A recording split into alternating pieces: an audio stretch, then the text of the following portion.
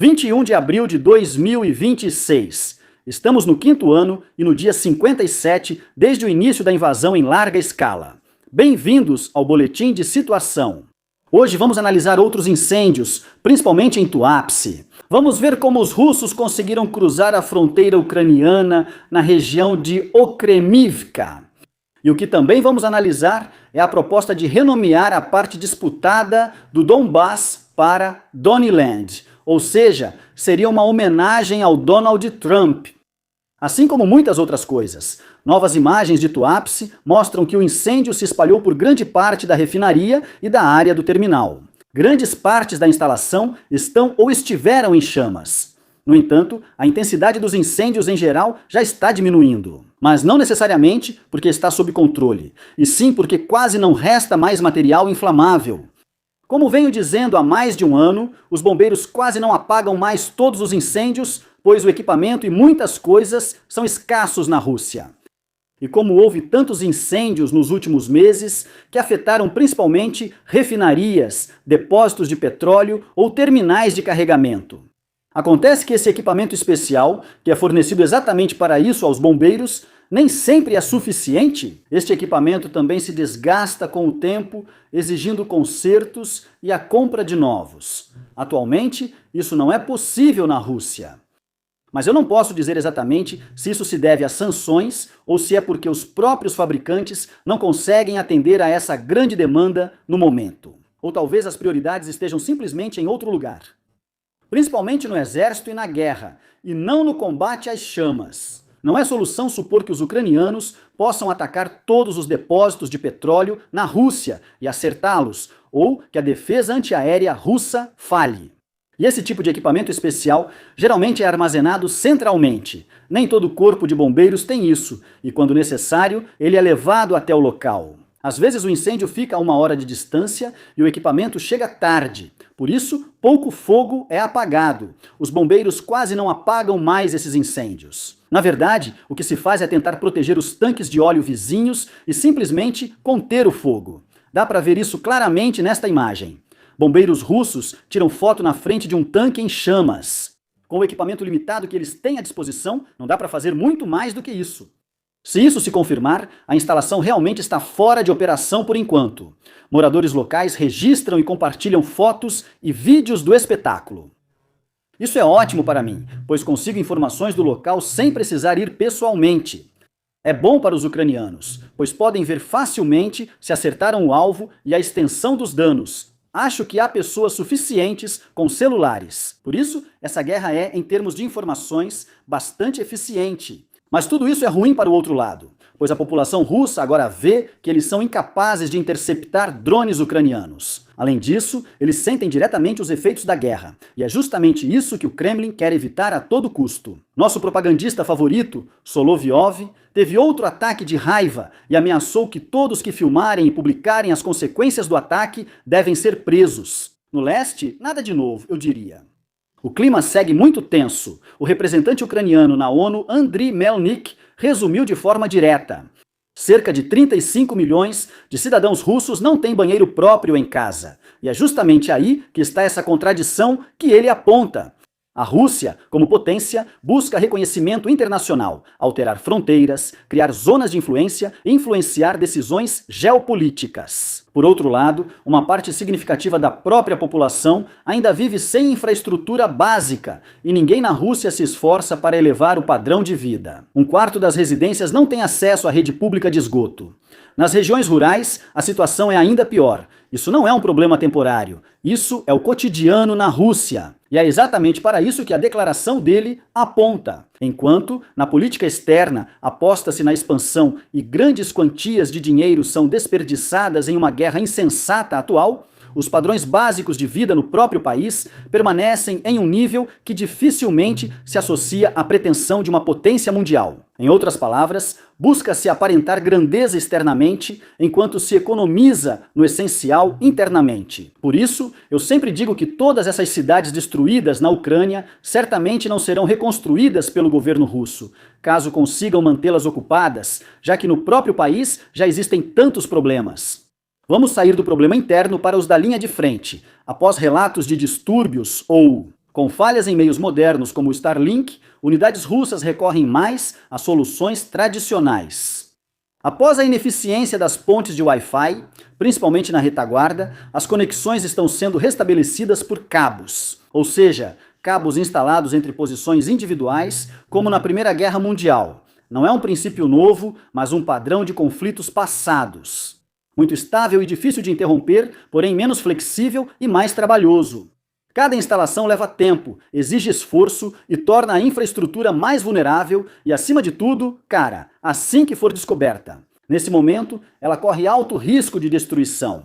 Isso significa que a comunicação ainda é possível, mais difícil de interromper, porém mais lenta, menos flexível e mais vulnerável a mudanças rápidas ou falhas.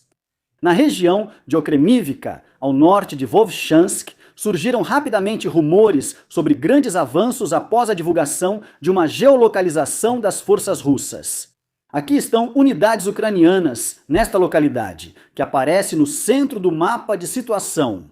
Explicando rapidamente, esta é a região de Vovchansk e este é o local que menciono. No centro da situação, estou mostrando uma geolocalização.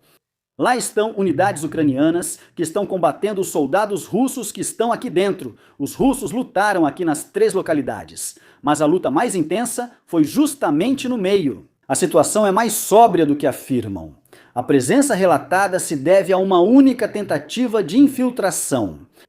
Não há sinais de posição estável ou avanços regulares aqui. Os ucranianos também reagiram rápido para seus padrões.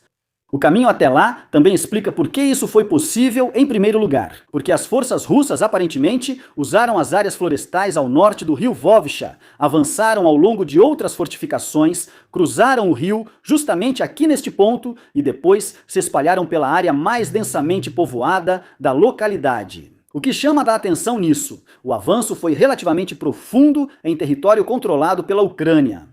Se olharmos no mapa de situação, foi mais ou menos até aqui. Isso dá 3,7 quilômetros, ou seja, quase 4 quilômetros que os russos avançaram aqui de forma bastante rápida. Se você pensar bem, eles conseguem esse avanço em algumas áreas da frente leste em várias semanas, enquanto aqui conseguiram em poucos dias.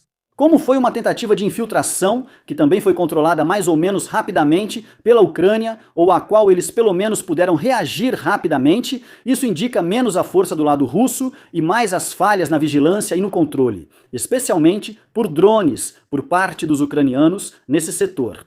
Os ucranianos têm uma zona de amortecimento na fronteira, sem guarnição, que deveria ser monitorada por drones e equipes de reconhecimento. Isso faz parte de um padrão maior. A Rússia tenta criar uma zona de amortecimento na fronteira, como anuncia há 2 anos. Isso fica claro hoje nas regiões de Sumy e Vovchansk, próximas à primeira zona de amortecimento, que eles não conseguiram fechar totalmente. Para isso, exatamente esse tipo de infiltração foi utilizado, não necessariamente para manter território imediatamente, mas sim para testar pontos fracos e aumentar a pressão. E é exatamente aí que está o problema. O avanço russo não é o problema aqui, mas sim o fato de que tais movimentos são possíveis em primeiro lugar. Isso mostra uma fraqueza na defesa ucraniana, especialmente aqui na região de fronteira, o que é bastante problemático. Porque se os russos descobrirem agora onde estão algumas fraquezas, eles vão atacar com mais força nessas áreas em algum momento e talvez consigam conquistar novamente uma área maior, por exemplo aqui em Vovchansk, ou um pouco mais a oeste daqui. Isso ainda não é algo grande. Então nós mesmos vemos, se pegarmos isso aqui como exemplo, são 14 por 6 quilômetros conquistados após várias semanas de combates. E eles mantêm essa posição há 2 anos. Desde então, não conseguiram expandir mais por aqui. Se conseguirem repetir isso, terão novo território. Isso limita tanto suas forças quanto as dos ucranianos, mas ainda podem reforçar a área e trazer mais tropas. Esse é justamente o problema. Agora imagine se os russos conseguirem aumentar ainda mais a pressão aqui, conquistarem toda essa área e conseguirem, por exemplo, se reconectar com o restante de Vovchansk por aqui. O que, claro, se torna ainda mais problemático para os ucranianos, porque aí fica ainda mais difícil para eles saírem. Nós também vemos que os ucranianos não conseguem expulsá-los de Vovchansk há 2 anos, nem das áreas ao redor. O mesmo acontece aqui em Sumy. A situação lá também não mudou há anos, ou há vários meses. Isso mostra que os russos não avançam e os ucranianos não conseguem empurrá-los de volta. Em Konstantinivka, uma bomba aérea russa caiu e as imagens falam por si. Segundo informações, trata-se de uma bomba de cerca de 3 toneladas. Imagens aéreas feitas pela unidade Phoenix mostram o resultado de forma bastante clara. Um bloco residencial foi destruído, restando apenas escombros. E isso não é algo que possa ser relativizado de alguma forma, mas é exatamente isso que o lado russo vende como libertação. Eu não sei o que foi atingido, também não sei o que eles tentaram atingir. A bomba FAB de 3 toneladas não é exatamente das mais precisas do arsenal russo. 20 metros fazem diferença, como ocorre com o Flamingo ucraniano. A Rússia afirma novamente que agora controla totalmente a região de Luhansk. Isso seria notável se essa notícia já não tivesse sido divulgada várias vezes em quase a mesma forma. Já em julho de 2022, o então ministro da Defesa russo, Shoigu, anunciou a libertação completa da região. Em julho de 2025, 3 anos depois, o chefe do Estado-Maior-General, Gerasimov, afirmou novamente que Luhansk estava totalmente sob controle. Em outubro de 2022, Putin finalmente disse que quase 100% havia sido tomado, o que na verdade foi a única afirmação verdadeira. Há algumas semanas, o Ministério da Defesa declarou que toda a região havia sido conquistada, mas os ucranianos negaram e provaram que isso não era verdade. E de repente, agora com a nova notícia, fala-se novamente em 100% da conquista da região de Luhansk. Essa sequência já mostra como essas notícias de sucesso não são confiáveis. Porque se você primeiro conquistou totalmente o território, depois conquistou totalmente de novo, depois quase totalmente, depois totalmente de novo e agora novamente totalmente conquistado, então obviamente não se trata de uma nova realidade militar, mas sim de um velho padrão propagandístico. A verdadeira notícia, portanto, não é tanto que Luhansk tenha sido finalmente conquistada de vez, mas sim que Moscou precisa contar a mesma história pela 5ª vez. O outro lado reafirma o contrário. Vamos aguardar as próximas geolocalizações. Luhansk, até o momento, foi conquistada em 99,9% pelos russos. Sim, ela está praticamente completamente conquistada. Isso é verdade. Mas totalmente significa 100%. Antes que alguém pense, sim, esses 0,1% não fazem diferença. Imagine se eu sempre pagasse 0,1% a menos do seu salário. Acho que você também reclamaria e diria que não recebeu o pagamento completo. É a mesma coisa aqui. Um relatório do New York Times está chamando a atenção no momento. Segundo ele, a Ucrânia sugeriu renomear temporariamente a parte disputada do Donbass para Donnyland. Nada disso foi confirmado oficialmente. Segundo o relatório, foi citado apenas em conversas internas. O contexto é claro. As negociações sobre o futuro da região estão estagnadas. Discutem-se modelos como zona desmilitarizada ou região administrativa especial. Fontes indicam que o termo se refere à tentativa de influenciar politicamente Donald Trump. Ou seja, mais como recurso retórico ou tático, não uma designação oficial séria. Resumindo, a ideia era lisonjeá-lo para ter uma influência maior nas dinâmicas de negociação e em possíveis estratégias de comunicação. Ou seja, um plano político concreto que realmente deveria ser implementado. Achei a proposta interessante. Quero saber sua opinião. Acha que ele teria se deixado lisonjear? Quero dizer, se você renomeia um território disputado, que continua sendo muito disputado, principalmente por causa das decisões dele, para Donnyland, só para agradar alguém que ainda está chateado por não ter recebido o Prêmio Nobel da Paz, fica a pergunta. Isso bastaria para lisonjeá-lo a ponto de tentar salvar o território? Afinal, agora leva seu nome. Isso seria praticamente um ataque contra ele por parte da Rússia naquela região.